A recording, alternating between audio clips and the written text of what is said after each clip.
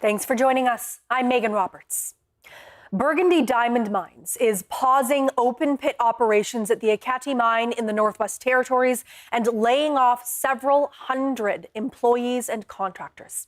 The company announced the move Wednesday afternoon, shortly after halting the trading of its shares.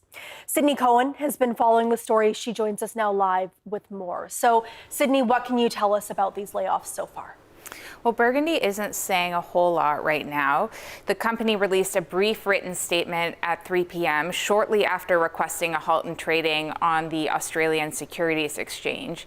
It says the company is temporarily suspending operations at Point Lake, which means a pause on surface mining operations. A Burgundy spokesperson says it is still mining diamonds at the Misery underground mine, but Point Lake and Misery were the only two projects actively mining at Akati.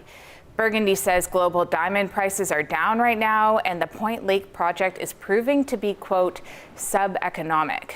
According to Burgundy's financial statements, Point Lake is a new project. It's a kimberlite pipe containing a 24 million carats deposit. The mine moved operations there from its Sable open pit in 2024, and production started there earlier this year. It's unclear, though, how much was actually happening at Point Lake. Burgundy wouldn't comment on operations there, except to say that it will continue to maintain Point Lake so it can quickly resume operations there if market conditions improve. The Akati workforce is taking a big hit from this. Burgundy wouldn't give us exact numbers, but a spokesperson says several hundred employees and contractors, as you said, have been laid off. For some context, Akati is Canada's oldest diamond mine and one of 3 diamond mines in the Northwest Territories. Burgundy bought Akati about 2 years ago for $136 million. The company hasn't been doing great, though, recently. It announced losses of more than $97 million for 2024. And its shares have dropped in value from an all-time high of 42 cents Canadian around 4 years ago to about 3.5 cents now. Also, Megan, we should note, back in April of this year, the GNWT announced several new policies to help the territory's mines, including a property tax break. Okay, Sydney, so there's a lot to unpack in something like this, hundreds of people affected, but there's also a lot of questions right now. So tell me what questions we still are waiting for answers for. Yeah, that's right. Like, the news came out just after 3 p.m. Mountain Time today, so there are still lots of unknowns. The big one is that we don't yet know how many Northerners are affected by these layoffs. We also don't know how significant Point Lake is in relation to Akati's overall operations. Burgundy has said that Point Lake was going to help extend the mine's life into the mid-2030s, but that future now seems uncertain. Burgundy says it expects to release a new mine plan later this month. We'll be following this story, Megan, and we'll have more for you as we learn it. Okay, thank you so much, Sydney. That's the CBC's Sydney Cohen reporting live. Some families taking part in coroners' inquests in Nunavut say the process doesn't always bring closure. They're calling on the government and police to do more to make sure their voices are heard. Emma Tranter has that story. It's a process that usually follows the same pattern. An incident happens, an outside body investigates, and an inquest takes place years later. That's when a jury makes recommendations in the hopes that a similar incident won't happen again. Some families who have gone through the process say they believe those recommendations just sit on the shelf. David Kamenik's son was shot by the RCMP in 2017, and a coroner's inquest was called into his death. If they had implemented those recommendations, we wouldn't see these kind of incidents. There will always be incidences, but being implemented, we would see less of these kind of incidents. Kamenik also says no one is holding the government or the RCMP accountable for putting these recommendations into place.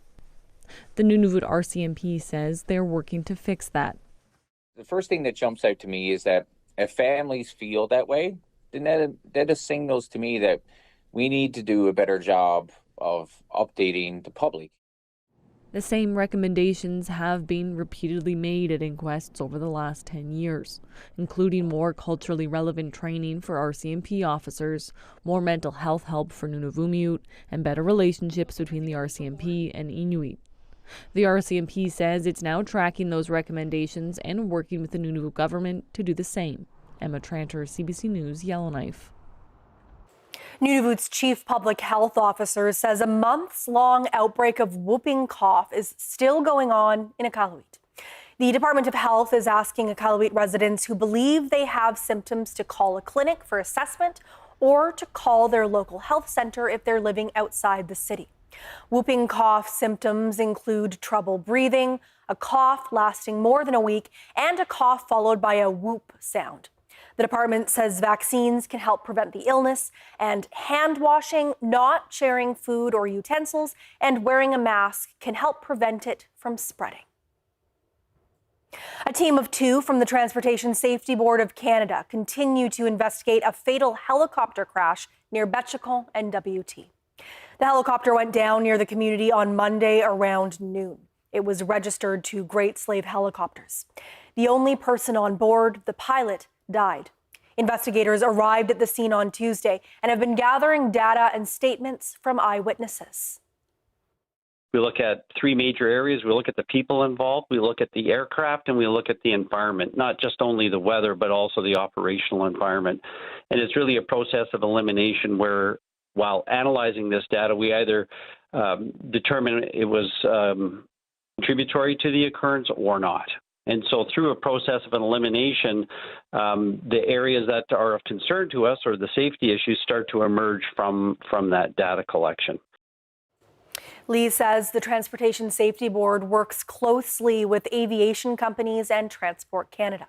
He says if investigators find any safety deficiencies, they immediately share that information. That means action can be taken right away instead of waiting for the report to come out before making changes. It can take up to 2 years for those reports to be finalized. Dawson City's largest and most popular event of the year is coming up this weekend. The mayor says the town is safe and ready for an influx of visitors. This comes on the heels of 2 separate incidents last weekend, one involving a stabbing. The Dawson City Music Festival brings hundreds of people to the Yukon town for a weekend of music and fun. Rumors are flying right now about 2 unrelated incidents that happened last weekend, early Saturday morning, within an hour of each other. In one, 2 people were hurt in what the RCMP called a disturbance on a downtown street. In the other, a man is accused of stabbing someone on a residential street near downtown. The mayor says, like other towns, there's crime that happens in Dawson. He says the town is still safe and the authorities are doing their best to keep it that way. The mayor says if people do see suspicious activity over the weekend, they should call the RCMP. I'm not worried about the safety of our community. The RCMP do a good job and they get heads up on a lot of things. They know what's going on. So that's about all I can tell you based on my experience and my discussions with the CEO at the detachment and whatnot. The Dawson City Music Festival kicks off on Friday. In the Northwest Territories, a well-used food subsidy program is ending in August, and families who use it say it's a big blow. It's run by the Inuvialuit Regional Corporation. The supplement gives Inuvialuit parents living in the region $500 per school-aged child every month to spend on groceries. In many of the small hamlets that use the program, work is scarce and food security is low. The ending of the school program credits at the store that we do receive each month, it would really affect us because we are a big family that lives into a household. And it would really affect us because the only income we have is the child tax benefits. And there's no food bank that you can go to when you start running short of food. Archie Kasuk gets $1,500 a month from the program, but with a family of 8 to feed and high food prices in her community, it took only a week for her to spend that money. She says with the supplement ending, her family will be looking at more traditional ways to feed themselves, like hunting and fishing. As the federal government looks to cut spending, women and gender equality ministers in the territories say they can't afford to. In fact, they want more funding. Avery Zingle has that story. Women and gender equality ministers from all three territories met with Federal Minister Richie Valdez in Yellowknife last week. They say that they want funding for the national plan to end gender-based violence. The Northwest Territories has 2 years of funding remaining, and all the territories say they're looking for 6 more years of funding. This is all happening as the federal finance minister asks cabinet ministers to find ways to reduce spending. And Prime Minister Mark Carney pledges billions more in military spending to back NATO. Kaptana says that militarization and industrialization are associated with gender-based violence. You hear the stories and look at the statistics and you know how deeply women and families were affected by all of that. And we, along with Yukon and Nunavut, spoke to her and said, you need to make sure that you take care of us at the federal cabinet level. She says more military spending should come with more support against gender-based violence, and says programming to address gender-based violence is not just for women and girls. Yukon's Minister for Women and Gender Equality, Jeannie McLean, says the territory is focused on expanding education programs for men and boys. She says programs like this are why funding through the Federal Women and Gender Equality Department is so important. She says having a direct line to the minister has been instrumental in the Yukon's work on this. The federal cabinet position for wage was briefly axed by Prime Minister Carney in an election time shuffle. It's now back. And the federal minister says she stands behind the National Action Plan and that she'll bring the territorial minister's request back to Ottawa. She was asked whether she would entertain any cuts to the women and gender equality sector. My team and I and my department has been very closely working with the Prime Minister's office to get more clarity around the details around what is required with that ask. And it will be a priority once I go back to better understand what we need to do with regards to the request from Minister Champagne. Valdez says as minister, she'll support women business owners and that she'll look to housing to increase protections against gender-based violence. Avery Zingle, CBC News, Yellowknife. Canada's steel industry is in turmoil as it waits on the outcome of trade negotiations with the U.S. The sector has been hit hard already by 50% tariffs by Donald Trump. Prime Minister Mark Carney says he's taking steps to support the industry and its workers. As Ashley Burke reports, they include financial help and curbing steel imports from countries other than the U.S. A day after the Prime Minister suggested it might not be possible to reach a deal with Donald Trump that's tariff-free, he visited a Canadian steel construction company with a promise to help the industry battered by U.S. tariffs. We become too dependent on the United States as our biggest customer. Mark Carney announced new changes to stabilize Canada's steel market and crack down on a problem made worse by Trump's trade war. The amount of cheap steel foreign countries like China are dumping into Canada. The combination of all these measures will ensure that Canadian steel producers have a bigger share of the Canadian market. By the end of the month, Canada is set to limit steel imports from foreign countries except Mexico and the U.S. It's also investing $70 million to provide training and income support to affected workers and put $1 billion toward helping steel companies with projects. There's a lot of good things that were announced today, things that will help this steel industry, but we can't lose sight of our primary focus needs to be reaching a deal. David Fritz runs a steel fabrication company in Saskatchewan. A quarter of his business used to be in the U.S., but he says the value of contracts is going down and uncertainty is adding up. What he wants is a tariff-free deal with the U.S. It's easy to say, just go find alternate sources for your steel supply. But we have long-term relationships, and it's hard to throw away those relationships or make a pivot on a dime. Trump suggested today he wants deals with countries that include tariffs. We have a number of them coming up, but overall, We're doing well, and we're taking in a lot of money. But the Prime Minister won't say if he's willing to accept a deal with tariffs. We'll see what the final agreement is. If there is an agreement, we're working towards an agreement in a constructive manner. It's unclear how those negotiations are going behind closed doors. Carney is expected to meet with premiers next week to talk about all of this ahead of Trump's August 1st deadline to reach a deal. Ashley Burke, CBC News, Ottawa. 9 First Nations are seeking an injunction to prevent the federal and Ontario governments from implementing parts of their respective infrastructure bills. Indigenous leaders say the bills are unconstitutional. Michelle Allen has that story. When the water's gone and when everything's poisoned, what are we going to have? June Black says these bills put their lands and lives at risk. She's one of 4 chiefs who traveled from all ends of the province to the Ontario legislature today. They came to announce that they've filed an injunction application against Ontario's Bill 5 and Ottawa's Bill C5. Both are now law. They're meant to fast-track big projects such as mines, ports, and pipelines by sidestepping existing laws. In Ontario, this could mean opening up the Ring of Fire mineral deposit for easier development.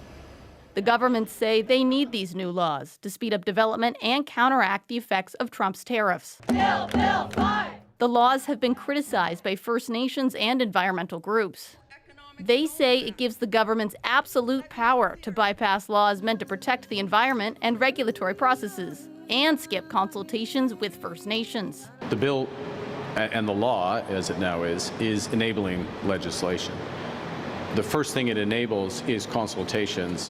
The province says, we have begun productive conversations with First Nations who share our vision of unlocking economic opportunity and critical infrastructure in their community.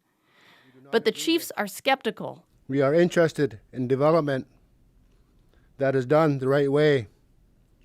The right way means protecting and conserving the environment, lands, waters, and species.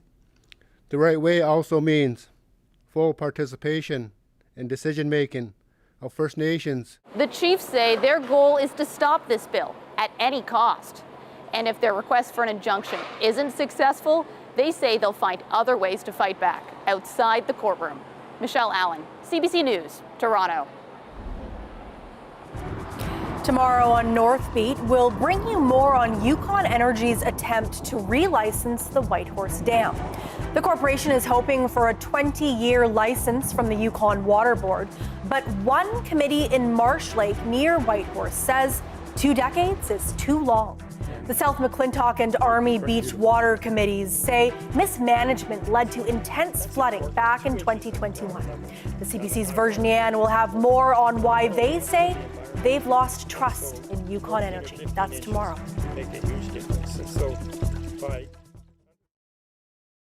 Welcome to your new home. Mais il est trop chaud. He understands French. I'm not seeing this as a suicide. Someone sure wanted us to think it was. Gallagher is suspect number 1. Tell me, was it the marriage politics you didn't like, or the fact that he's living with your wife? I know he's into something. I just got to prove it. No, we all have a past. Find his. Be careful around Fitz. Donnie's got a lot of demons that tend to appear when no one expects it.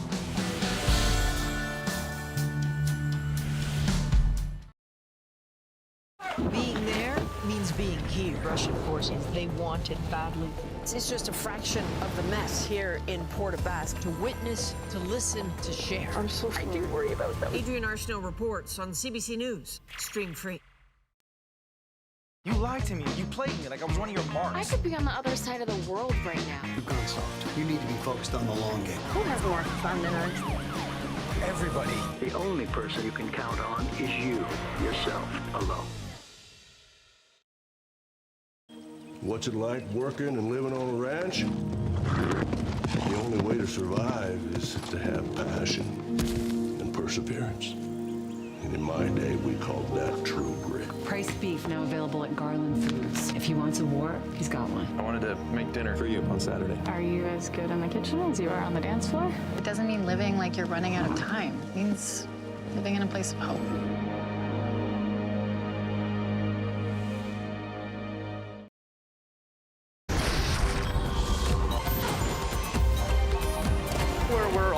about explaining and expanding.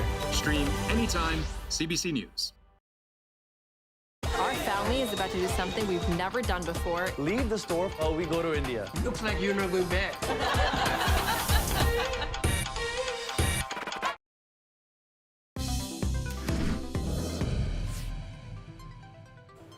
Residents of Rankin Inlet, Nunavut had a surprise encounter with a grizzly bear. It was spotted near the community early Friday morning, and a local hunter took his chance to hunt one for the first time. Noel Kalujak reports.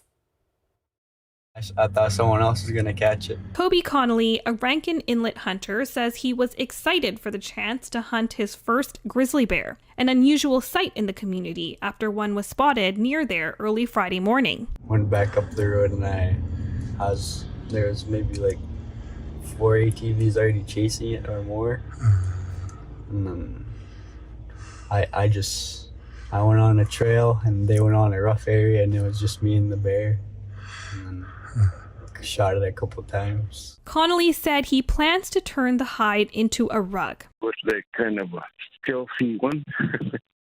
Like it wasn't expected. Mayor Harry Tautongi says it's rare to see grizzly bears in the region. Let the authorities know that you've seen a grizzly bear. Researchers say grizzly encounters with humans is uncommon, but the coastal regions of Nunavut have been seeing more grizzly bear encounters since the 1960s. Lauren Harding is an assistant professor at the University of Northern British Columbia. So you will see them following river valleys to look for food and ending up at the coast. But again, it's not as common to see them on the coast as inland. Harding says grizzly bear encounters are expected to increase in coastal regions, including Rankin Inlet. Tharsha Ravi Chakravarti, CBC News, Toronto. And our thanks to Tharsha for that story. That wasn't Noel. He was on Igalak if you want to watch that story in Inuktitut. Rankin Inlet's longtime recreation director is back for the summer, and he says he's already working hard planning events to help the community. David Clark says he began as the city's recreation director years ago. He first started work with the community when he was a teenager. In just a few weeks, Clark says he's already applied for hundreds of thousands of dollars in grants for programs. Clark says it's important to fund recreation programs because they make communities healthier and save money on other services. The more you put into your recreation department, sports and recreation, the cost of your cost of health care is going to go down. Your cost of dealing with mental illness goes down. Recreation touches everything. Clark says he hopes the government brings in more training opportunities for recreation directors so future leaders can succeed in their role. The Nunavut Literacy Council has started its summer camp for 11 to 12-year-olds in Rankin Inlet. Boys and girls will get out on the land for 8 days. The activities and challenges are meant to encourage team building and working together. One of the leaders says this week, campers looked for bicycle parts to create new refurbished bicycles in teams. For the next 8 days, we're in a kids' summer camp, and today's theme is Junkyard Wars. So we all went and scavenged used old bikes from the dumps and around town, and then we're trying to put together different bikes to make a new bike. One camper says there was no shortage of parts needed to create a new bike in the community. Some at the dump. We went to someone's house that had lots of tires, and Tina and Maybelline went to go ask about if they could take some of the tires and some parts. The camp started on Monday and it continues until July 24th. People in southern Alberta have experienced some wild weather this summer, including a hailstorm that caused significant damage in Calgary last weekend. The extreme weather has brought out some unique characters, storm chasers. Dan McGarvey caught up with a couple of them. So those were about 2-inch hailstones. So yeah. Mark Simpson's truck is a permanent reminder of some of the storms he's chased over the years. I first got into it when we saw Twister, and And I kind of always had a passion for it, and then the opportunity arose when I moved to Canada and found out there were tornadoes nearby, so I decided to learn how to chase. So about 95% boredom driving places, and then about 5% adrenaline rush. The computer scientist and inventor makes drones and weather measuring gadgets that he shoots into tornadoes and clouds to gather different types of data. First of all, these are the sensors we launched into a tornado. So that actually records pressure, humidity, GPS location, wind speed. He's not backed by a university or organisation. He does it purely as a hobby.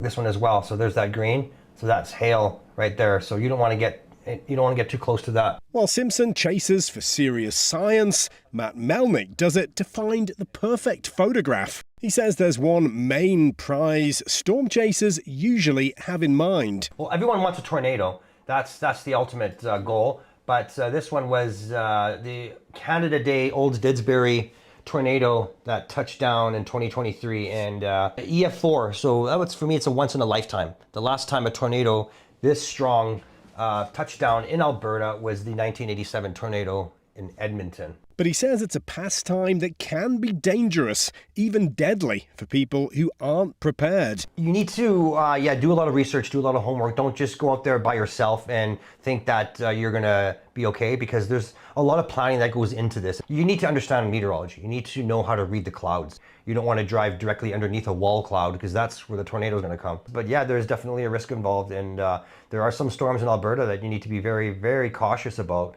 If you find a spot you want to go to get a photo, you got to make sure you have an exit to get out of there, because if it does drop a tornado and you got nowhere to go, that would be very catastrophic. Melnick says he always travels with a navigator and always has a plan. Dan McGarvey, CBC News, Calgary.